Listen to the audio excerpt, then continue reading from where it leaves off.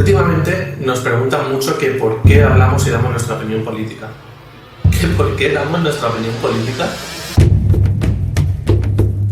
Porque tenemos un gobierno que de cara a las elecciones ganó muchísimos votos en base a unas promesas que resultaron ser mentiras intencionadas. Pedro Sánchez mintió descaradamente con fines electoralistas diciendo que con Podemos no dormiría por la noche. O en pleno debate electoral, cuando en un alarde de superespañolismo para ganarse los votos de anticatalanistas, dijo que traería a Puigdemont para ser juzgado. Y yo me comprometo hoy y aquí a traerlo de vuelta a España y que rinda cuentas ante la justicia española. O también cuando dijo que... Con Bildu no se acuerda nada. Y todo eso para que 2 días después de haber ganado las elecciones pactara con Iglesias y posteriormente con independentistas y batasunos. Es un gobierno creado en base a grandes mentiras. Porque los seres de Andalucía, más de 600 millones de euros robados, el caso de corrupción más importante de la historia de nuestra democracia, no tuvo consecuencias políticas tras la sentencia. Sin embargo, otras sentencias quizá menos importantes sí que han costado hasta gobiernos enteros. Esa doble vara de medir, esa dualidad informativa es vergonzosa. ¿Por qué la corrupción de unos es mala y la corrupción de otros es menos mala? Son capaces, por ejemplo, de tener a Cristina Cifuentes un mes en titulares por robar un par de cremas y después el caso más importante de corrupción en nuestro país no sacarlo ni 3 días seguidos en titulares. ¡Ni 3 días seguidos! Por la vergüenza que supone tener a un ministro como Ábalos y el caso del Elsigate, con su festival de mentiras y cambios de relato a diario. Que si no vio a Delsi, que si sí que la vio pero fue solo un encuentro, que si al final sí que se reunió con ella pero que no pisó suelo español. ¿Pero qué cachondeo es este? ¿Pero qué cachondeo es este?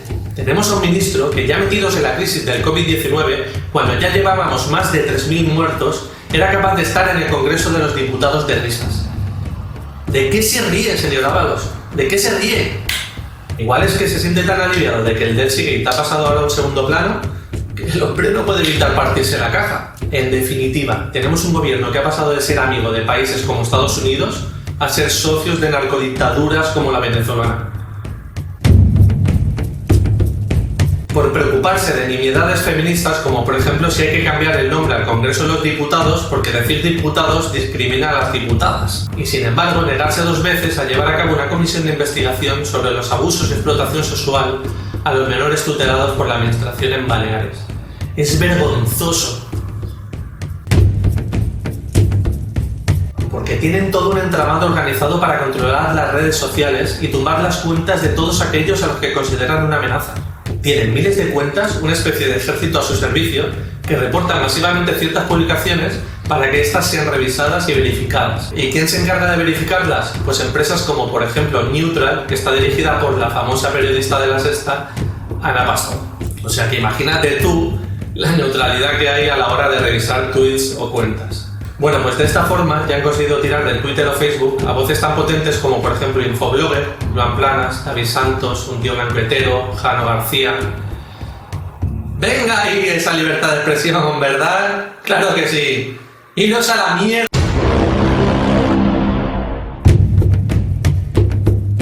Porque han aprobado una subvención de 15 millones para las televisiones privadas de ámbito estatal. O dicho de otra manera, porque han comprado el silencio de las televisiones por valor de 15 millones de euros que, por cierto, pagaremos todos los españoles de nuestro bolsillo. Porque desde el gobierno se incita a denunciar bulos. ¿Y qué son bulos para ellos? Pues toda la información que a ellos no les gusta.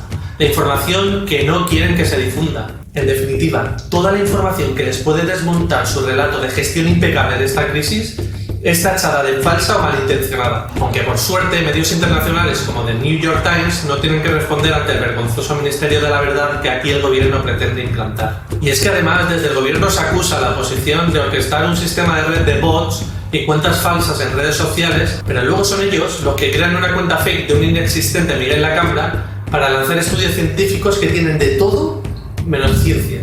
What the fuck? Porque están aprovechando la coyuntura del estado de alarma para, sin hacer mucho ruido, aprobar decretos ley de manera poco o nada ética, como por ejemplo modificando una ley para dar acceso a Pablo Iglesias a la comisión que controla el CNI, el Centro Nacional de Inteligencia. Porque nos están constantemente diciendo que no critiquemos al gobierno, que hay que estar unidos, que no es el momento. Y todo ello mientras ellos hacen una más que evidente campaña de blanqueo de su gestión en los medios de comunicación. No hay información real, hay una manipulación descarada. Se muestran aplausos, se muestra esperanza, se muestran los memes de la cuarentena, pero no nos muestran el dolor, las muertes, los miles de féretros. No nos muestran las lágrimas. Y no es que yo sea morboso y quiera verlo en la tele, o sea, de verdad, para nada. Pero imagina por un segundo cómo tratarían esto los medios de comunicación con un partido de derechas gobernando. Quiero saber si va a haber dimisiones, responsabilidades políticas. Y luego dicen que no hay motivos para la alarma, si la alarma es tener a esa ministra. Madre mía, una ministra incapaz, que no sé qué hace allí, y un consejero impresentable que sigue sin dimitir. Los dos siguen sin dimitir. Concentraciones por toda España para protestar por la ejecución de Excalibur, el perro de Teresa contagiado por ébola.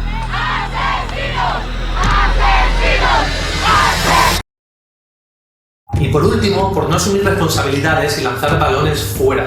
Nos han inundado con frases del tipo: es que fuera están igual, es que esto no se podía saber, es que por culpa de los recortes del PP. Cuando la realidad era que Italia, nuestro país vecino, se desmoronaba ante nuestros ojos. Y numerosos informes de organismos y expertos nos informaban semanas atrás de que esto no era ninguna broma y había que tomar medidas de distanciamiento social. Incluso algunos informes, por cierto, firmados por el propio Fernando Simón. La realidad es que sí que lo sabían, pero lo subestimaron. Priorizaron su agenda política por encima del virus para poder llegar a celebrar su circo mediático del 8 de marzo. Y el problema no fue el 8M en sí, que también. El problema fueron las semanas previas donde se celebraron todo tipo de eventos con sitios públicos a rebosar, estaciones de metro llenas y todo ello sin tomar ningún tipo de medida preventiva. Y por mucho que intenten vendernos lo contrario, lo cierto es que ellos retrasaron tomar medidas de manera intencionada. Hicieron una apuesta y la cagaron. Y la triste y cruda realidad es que somos el país con más muertos por millón de habitantes. Y eso es irrefutable. Y bueno, hay más, muchísimas razones más. Pero bueno, para que luego vengan a preguntarnos que por qué hablamos de política. Bueno, creo que nos sobran las razones. Pero eso sí, hay un motivo, una razón que está muy por encima del resto, y es básicamente porque me sale de los huevos. Y hasta aquí el vídeo de hoy. Si os ha gustado podéis compartir, dejar un comentario, dejar un like y todas esas cosas que tanto nos gustan. Y si queréis apoyarnos y aportar vuestro granito de arena que sigamos creando, podéis hacerlo a través de Patreon, de PayPal, de YouTube o como os dé la real gana. Hasta luego. Sígueme, dale a like y suscríbete. Hazte fan de los meconios, síguenos en todas las redes de internet. ¿Acaso lo que te digo?